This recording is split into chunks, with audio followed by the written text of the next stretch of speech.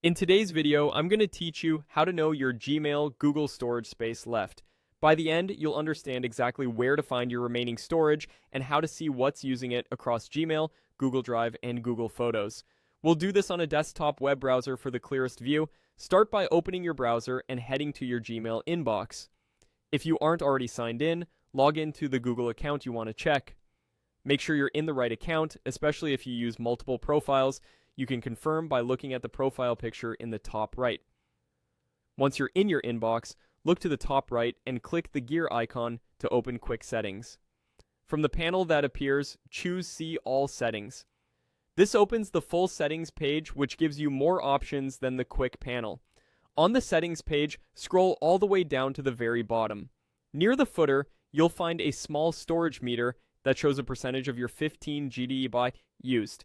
This number represents your total Google storage for a personal account, shared across Gmail, Google Drive, and Google Photos. Click that percentage. A new Google One page opens in a separate tab. This is Google's dashboard for your storage. It's helpful because it centralizes your usage and options.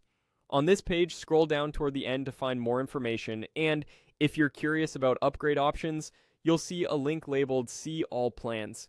Clicking that will show you available storage plans and pricing, which is useful if you're running low. Even if you're not upgrading today, it's good to know where this lives. Now look to the left-hand side panel on the Google One page.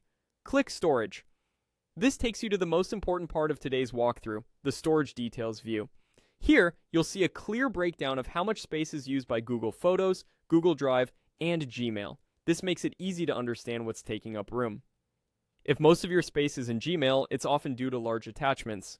If Photos is the biggest chunk, high-resolution images and videos are usually the reason. Drive typically grows with backups and large files. That's it. You've verified your overall usage from Gmail, opened the detailed Google One dashboard, and found the exact breakdown by service. As a tip, periodically revisiting this page helps you stay ahead of storage limits. If you need to make space later, you can review large files, old emails with big attachments, or duplicate photos directly from the tools on this page.